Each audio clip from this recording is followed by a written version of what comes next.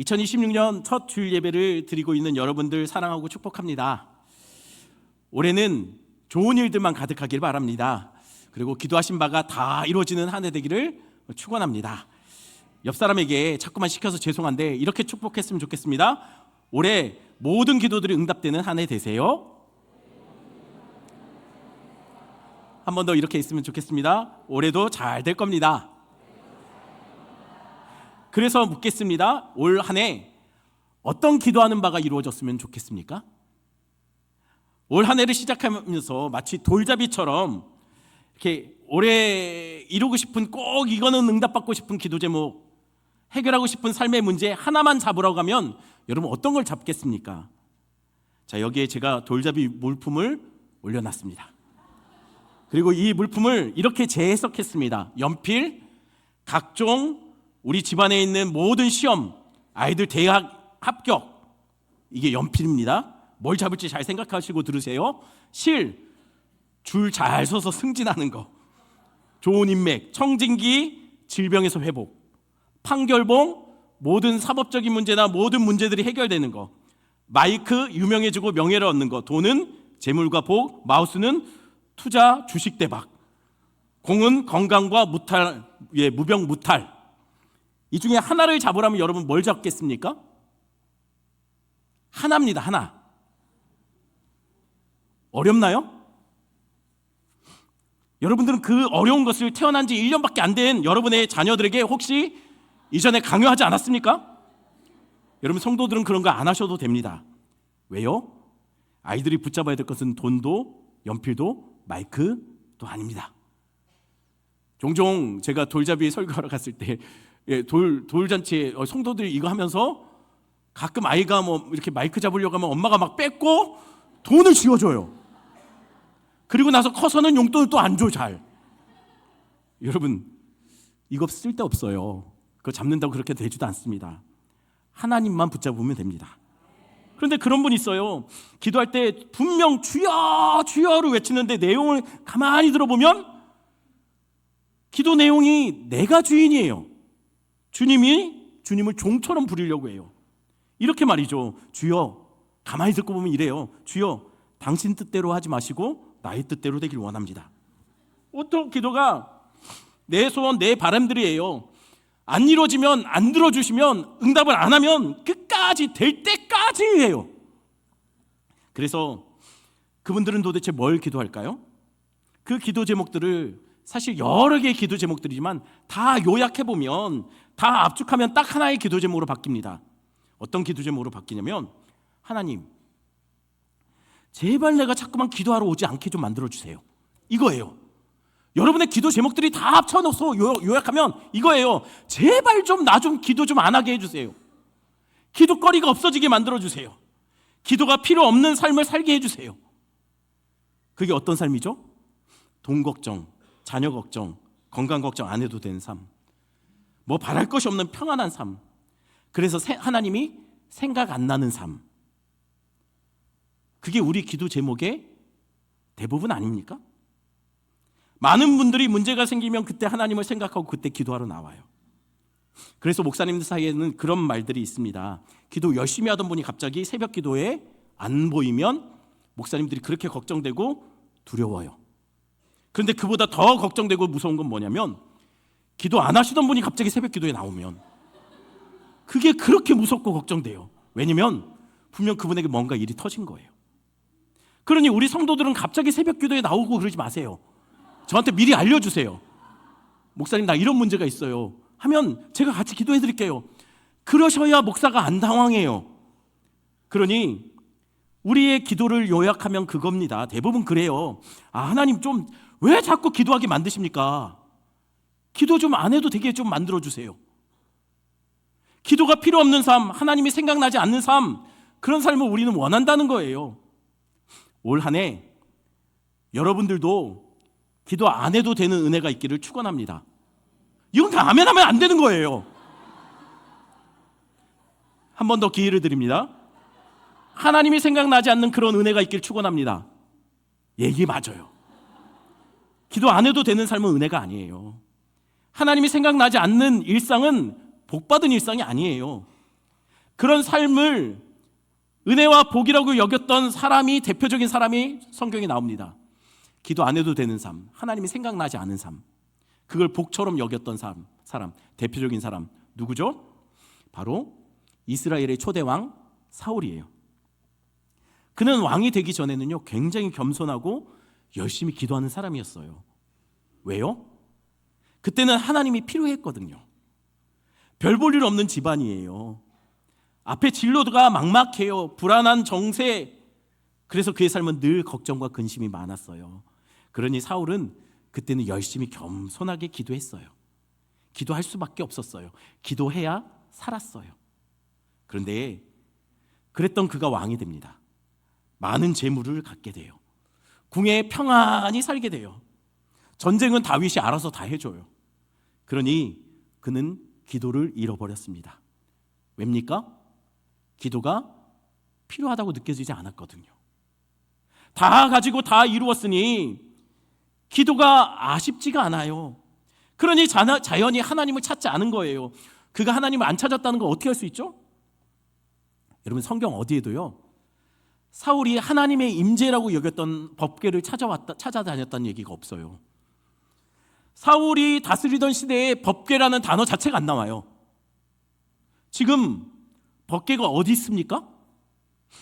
블레셋에게 빼앗겼다가 돌아온 법궤는 아비나답의 집에 보관 중이었어요. 아니, 왜 법궤가 성막이 아니라 아비나답의 집에 있을까요? 여러분 잘 아시는 것처럼 법궤는 엘리 제사장 때 블레셋이 쳐들어왔을 때 전쟁에서 계속 지니까 법궤 갖고 오자. 그리고 법궤를 전쟁의 앞에 세워요. 이게 뭡니까? 총알바지죠. 부적이에요. 하나님의 법궤를 앞에 세웠으니 우리가 질 리가 없지라고 생각했는데 그때 대패합니다. 그리고 언약궤를 빼앗겨요. 근데 빼앗겼던 언약궤가 알아서 스스로 돌아와요. 적진에 들어가서 다 때려부시고 적의 신의 신상까지 다 쪼개고 나서 법궤는 돌아와요. 그런데 문제는 돌아왔는데 갈 곳이 없는 거예요. 왜 갈 곳이 없을까요? 블레셋이 쳐들어왔을 때, 법궤를 빼앗아 갔을 때 학자들은 그렇게 추측해요. 실로에 있던 장막도 무너졌다고. 그러니 법궤는 돌아왔는데 돌아갈 성막이 없는 거예요. 그래서 어쩔 수 없이 법궤를 갖다 놓을 데가 없으니 울며 겨자 먹기 식으로 아비나답이 그것을 받아서 자기 집에 보관합니다. 아니, 그런데 법궤가 이렇게 방치되는 동안 왕인 사울은 뭐 하고 있었을까요? 법궤를 저쪽에다 이렇게 거의 버려진 듯이 처박아 놓고 그는 그동안 멋진 궁에서 살고 있었어요. 평안했어요. 더 이상 이전처럼 사울은 하나님이 아쉽지 않아요. 그래서 그는 무려 40년 동안 이스라엘을 다스리며 단 한 번도 하나님의 법궤를 찾지 않습니다. 기도가 아쉽지 않아요. 하나님을 굳이 찾지 않아도 될 만큼 그는 다 가졌어요. 충분히 평안해요. 하나님이 아쉽지 않은 삶이에요. 여러분, 그러면 사울은 복 받은 겁니까? 여러분, 그런 삶이 좋습니까? 하나님이 필요 없는 삶, 기도할 거리가 없는 삶. 여러분, 세상은 사울의 삶을 성공의 아이콘처럼 복 받은 인생이라고 말할 겁니다. 그런데 문제는요, 사울이 하나님을 아쉬워하지 않고 하나님을 찾지 않자 하나님도 사울을 찾지 않았다는 거예요. 뭐가 아쉬워서 하나님이 사울을 찾습니까?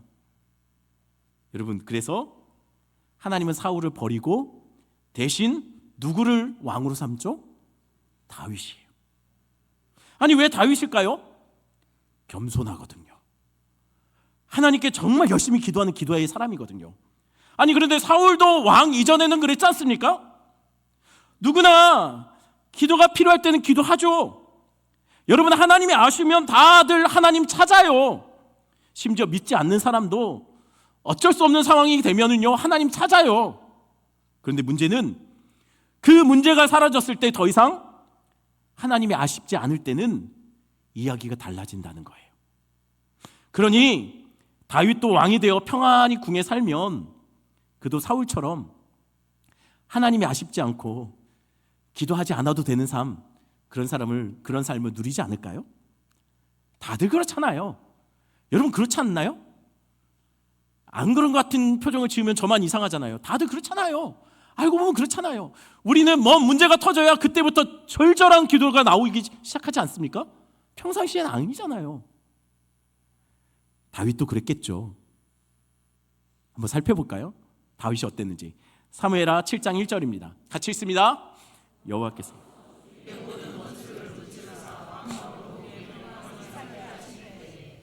오늘 본문은 다윗에게 전쟁이 끝났다고 합니다. 그도 이제 평안히 궁에 살게 되었어요. 이제 더 이상 다윗은 도망 다닐 이유가 없어요. 이제 다윗도 평안히 궁에서 좋은 거 먹고 여행도 좀 다니며 좋은 차 끌고 다녀도 되는, 폼나는 삶 살아도 되는 그런 때가 왔어요. 그동안 고생 많이 했잖아요. 한마디로 기도가 필요 없는 삶. 세상적으로 보면 하나님을 굳이 찾을 필요가 없는 그런 삶을 지금 다윗이 살게 된 거예요. 그래서 다윗이 어떻게 합니까? 2절입니다. 2절 같이 읽습니다. 왕이 선지자 나단에게 이르되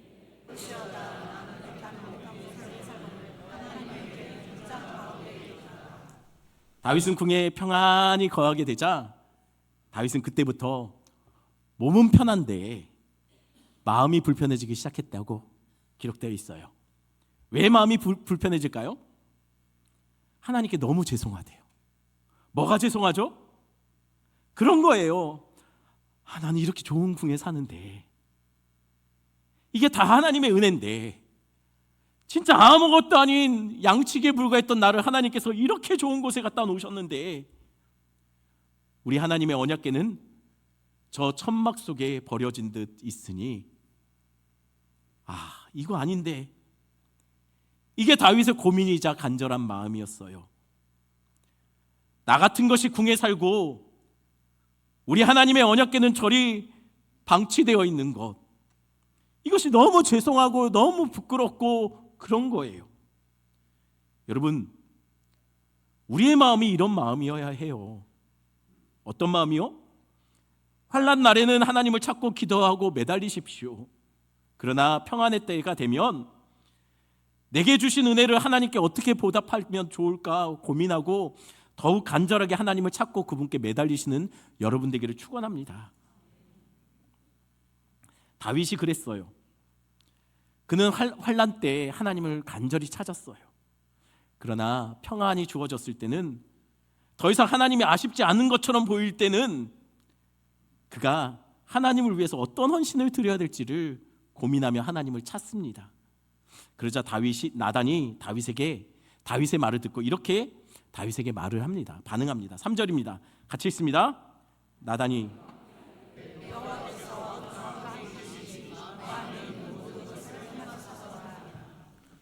나단은 다윗의 마음을 듣고 이렇게 말했어요.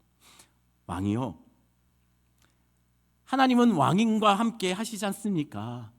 그러니 왕의 마음에 품은 것을 행하십시오. 기도도 안 해보고 대뜸 그렇게 말을 해버려요. 다윗이 하나님을 위해서 성전을 짓겠다고 하잖아요. 좋은 일 아닙니까? 이게 아무나 할 수 있는 결단이나 아무나 할 수 있는 고민이 아니에요. 너무 귀한 거예요. 성전 건축을 하면 돈이 얼마나 많이 듭니까? 시간도 또 얼마나 많이 들고 또 얼마나 많이 불편한 일들이 많겠습니까? 근데 다윗이 한대요. 다 자기가 감당하겠답니다. 그러니 얼마나 기특해요. 안 될 이유가 없죠. 여러분, 우리 교회도 건축을 당회에서 그리고 공동회에서 한다고 결의했을 때 이게 하나님 보시기에 정말 귀하게, 정말 기특하게 하나님 그렇게 그 마음 받으셨을 거라고 저는 믿습니다. 뻔히 건축을 하면 재정도 시간도 불편함도 많이 들 텐데 다들 기쁨으로 하겠다고 결의했잖아요. 안 했나요? 공동회 때 거의 만장일치로 그러셨는데 아닌가요? 다들 기뻐하며 하셨잖아요. 건축하면서 계속 듣게 되는 이야기가 있어요. 건축 관련해서 업체들이 계속 와서 얘기하는 게 뭐냐면 요즘 불황이래요. 교회 건축 쪽이 관련된 업체들이 다 불황해서 망하기 직전이래요. 왜냐하면 요즘 건축하는 교회들이 없대요. 아니, 정확하게 말하면 건축할 수 있는 교회들이 없대요. 왜 없습니까? 갈수록 교회들이 성도들이 준대요. 재정이 줄어가고 있답니다. 그래서 건축할 수 있는 여건이 있는 교회들이 그렇게 많지 않대요. 게다가 요즘 성도들은 교회를 건축한다고 하면 헌금 부담돼서 교회를 떠난대요. 그리고 교회가 어느 정도 건축되고서 좀 좋아졌다면 다시 쓸게 오신대요. 그래서 건축을 하면서 성도들이 숫자가 줄고, 그래서 재정도 줄고, 또 건축하는 동안 이래저래 불편한 것들이 많아서 교회들이 아예 건축할 엄두조차 못 내는 것이 지금 상황이랍니다. 그런데 우리 교회는 얼마나 감사해요. 건축할 수 있는 상황이 되니 얼마나 감사합니까? 건축을 하는 중에도 우리 교회는 오히려 성도들이 더 늘었어요. 재정도 재작년보다 작년이 더 늘었어요. 많이 늘었어요. 건축을 하면서 주차가 많이 불편해졌죠. 그런데 아무도 주차 때문에 투덜대시는 분이 없어요. 저는 못 봤어요. 여러분은 여러분 교회 안에 여러분들 차 안에서 들었는지 모르지만, 여러분 같이 사시는 분이 하는 거 들었는지 모르지만 저는 못 들었어요. 물론 온라인 예배가 자꾸만 부흥하고 있어요. 그러니 오산 제2교회는 참 이상한 교회예요. 올 한 해 진짜 비상한 비상이 이루어지는 그런 교회 될 줄 믿습니다. 다윗이 그랬어요. 기쁨으로 모든 건축의 불편함, 재정, 시간 자기가 다 감당하겠대요. 왜요? 하나님 내게 주신 은혜가 너무 커서 내가 뭐라고, 도대체 내가 뭔데 하나님 이런 은혜를 주십니까? 뭐라도 해야 될 것 같아서 그가 다 하겠답니다. 그럼 안 될 이유가 없지 않습니까? 그래서 나단도 그래 말한 거예요. 왕이시여, 원하는 거 마음에 품은 생각들로 하세요. 그런데 그날 밤에 문제가 터진 겁니다. 어떤 문제요? 하나님이 나단에게 찾아와서 이렇게 말씀하세요. 5절 6절, 제가 5절, 여러분 6절 읽으십시오. 가서 내 종 다윗에게 말하기를, 여호와께서 이와 같이 말씀하시되 내가 나를 위하여 내가 살 집을 건축하겠느냐?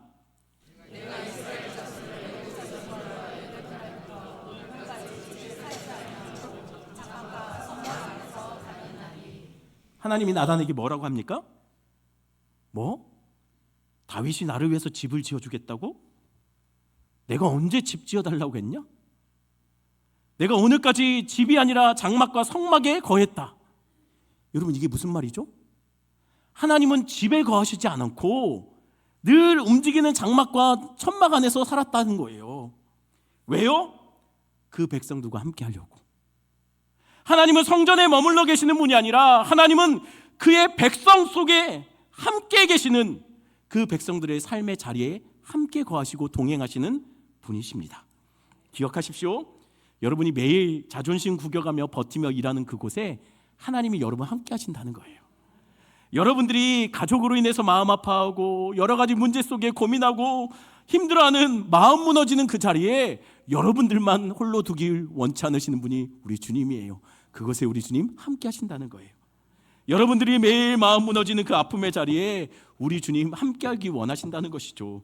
다윗은 진심으로 성전을 지어드리고 싶었어요. 그리고 성전 짓는 것은 좋은 일이었습니다. 그런데 문제는 하나님이 안 된대요. 왜요? 하나님은 성전이 아니라 여러분들 안에, 여러분 삶 속에 함께하기를 원하시기 때문이라고 말해요. 이뿐 아닙니다. 오늘 본문과 동일한 사건을 기록한 역대상 22장에 보면 하나님이 다윗에게 성전 건축을 거절하신 이유가 또 한 가지가 더 나와요. 22장, 역대상 22장 8절 말씀 같이 읽습니다. 여호와의 말씀이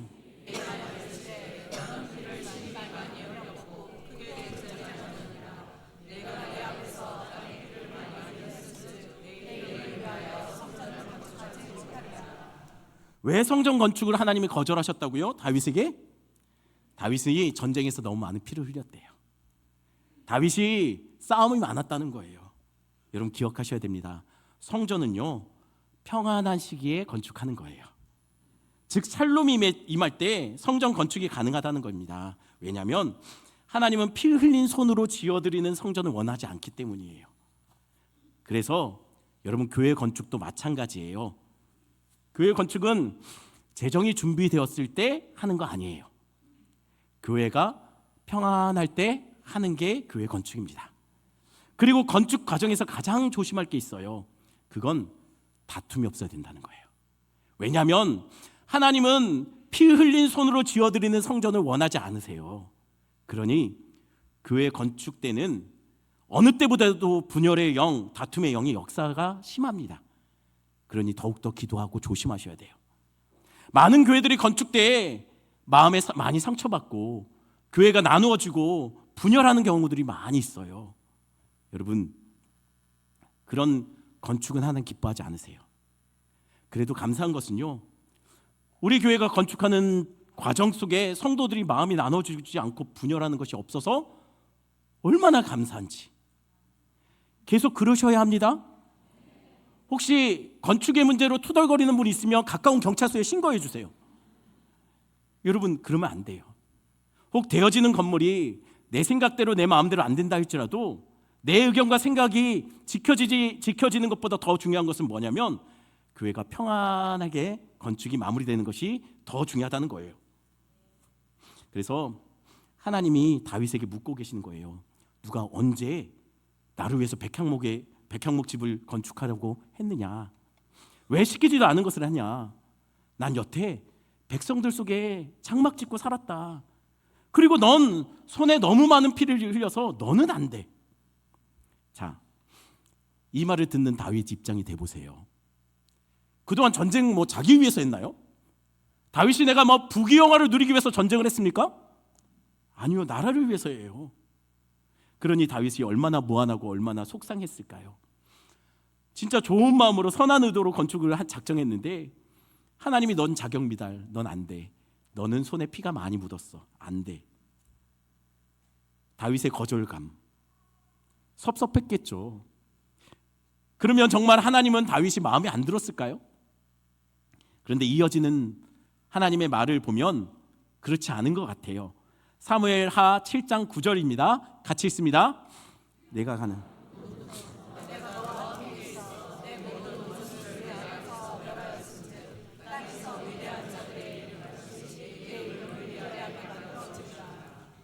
하나님은 성전을 건축하겠다는 다윗은 거절하셨습니다. 하지만 다윗에게 그 마음은 받고 이렇게 축복하세요. 약속하고 있어요. 다윗, 내가 너와 함께 할 거야. 하나님 그 마음이 되게 기특하셨나 봐요. 다윗, 내가 너와 함께 할게. 모든 원수 내가 다 멸할게. 그리고 너 이름 내가 위대하게 만들 거야. 거절받은 자에게 주어지는 은혜가 이렇습니다. 그러면 교회 건축에 참여한 우리 교회, 우리 성도들의 삶 속에는 더 큰 은혜가 주어질 줄 믿습니다. 모든 원수가 오산 제일교회 앞에서 다 무너지고 우리 교회가 복음으로 유명해지는 교회, 전도로 유명해지는 교회, 말씀으로 유명해지는 교회, 예배로 유명해지는 교회, 소문난 교회가 될 줄 믿습니다. 그런데 더 놀라운 약속은 11절이에요. 11절 같이 읽겠습니다. 전에 내가 사사에게 명령하여 내 백성 이스라엘을 다스리는 때와 같이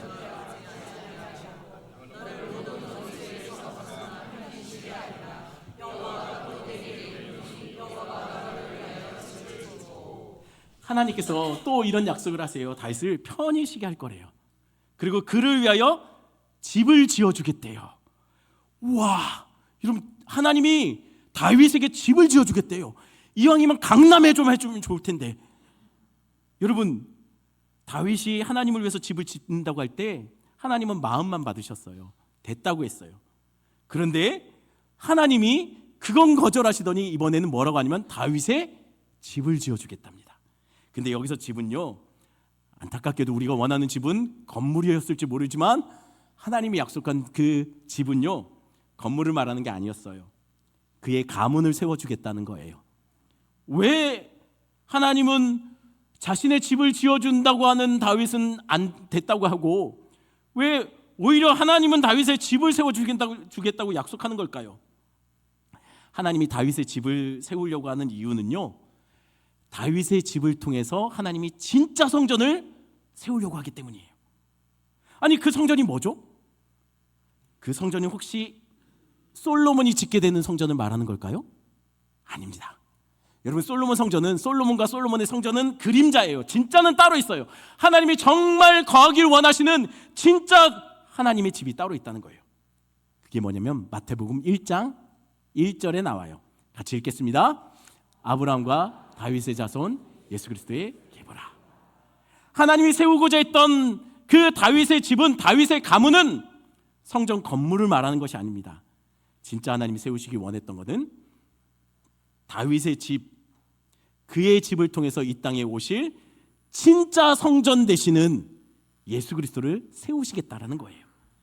다윗이 주의 전을 사모하니 하나님이 그의 가문을 통해 참 성전 되신 예수 그리스도를 이 땅에 보내시겠다라고 약속하는 거예요. 다윗의 가문이 놀랍게도 예수 가문이 된 거예요. 그의 가문을 통해 세상이 예수를 알게 되고 어둠에서 빛으로, 죽음에서 생명으로 나오는 수많은 영혼들이 그의 가문을 통해서 하나님 백성으로 여러분 변화되는 역사가 일어나더라는 거예요. 여러분 가문이, 여러분의 집이 예수 가문 되길 축원합니다. 오산제일교회는 온 성도가 함께 결단하여 교회 건축을 진행했고 곧 우리는 그 건축을 마무리하게 될 겁니다. 예상하기로는 2월 달이면 끝나고 3월 첫째 주부터 예배가 되지 않을까라고 생각이 돼요. 여러분, 이게 어떻게 가능했을까요? 오산제일교회 돈이 많아서? 아니요, 우리 돈 없어요. 은행 형님들이 도와줬어요. 그럼 누가 목돈을 헌금했나요? 아니요, 다시 말씀드리지만 교회 건축은 돈으로 하는 거 아닙니다. 그럼 건축은 무엇으로 하는 걸까요? 주의 전을 사모하는 갈망으로부터 하는 거예요. 그 결단으로 우리 온 성도들이 함께 기도했고 다들 손에 피 안 묻고 평안히 이 모든 가정을 지켜왔어요. 전 하나님이 오산제일교회에 가졌던 그 교회 건축을 향한 그 간절한 갈망을 하나님 받으셨다라고, 기뻐 받으셨다라고 전 믿습니다. 그러니 이제 주의 교회를 세운 오산제일교회를 하나님이 세워주실 거라고 믿습니다. 오산제일교회가 이 주변에 복음으로 소문난 교회, 여러분 가정이 예수 복음에 사로잡힌 가정으로 세워지고 이 오산 땅에 동탄, 수원, 경기, 화성에 많은 영혼들이 오산제일교회로 몰려와 하나님 기뻐하시는 움직이는 교회로, 성전으로 세워지는 은혜가 있기를 축원합니다.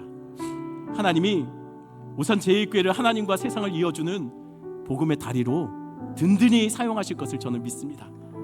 그 일을 위해 새롭게 세워질 이 건물이 하나님 앞에 쓰임받는 건물 되기를 바랍니다.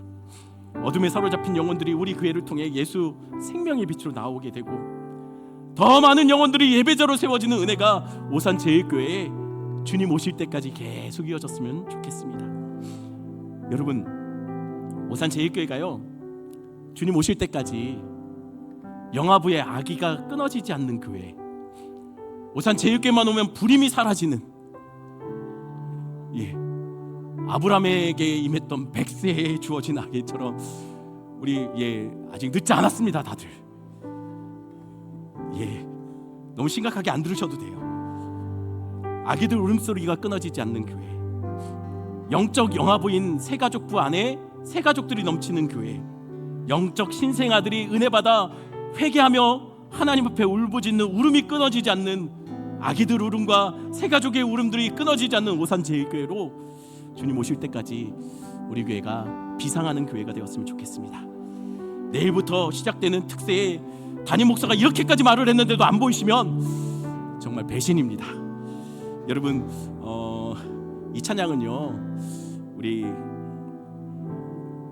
멀지 않은 곳에 살고 계시는 분이 작곡하신 노래인데요, 제가 우리 특세의 주제와 너무 잘 맞을 것 같아서 홍지민 목사님이 작곡하신 곡인데 우리 특세의 주제곡으로 했습니다. 근데 좀 낯설지만 사실 보면 계속 반복하고 있어요. 그러니까 어렵지 않을 거예요. 우리 가사 생각하면서 한번 같이 불렀으면 좋겠습니다.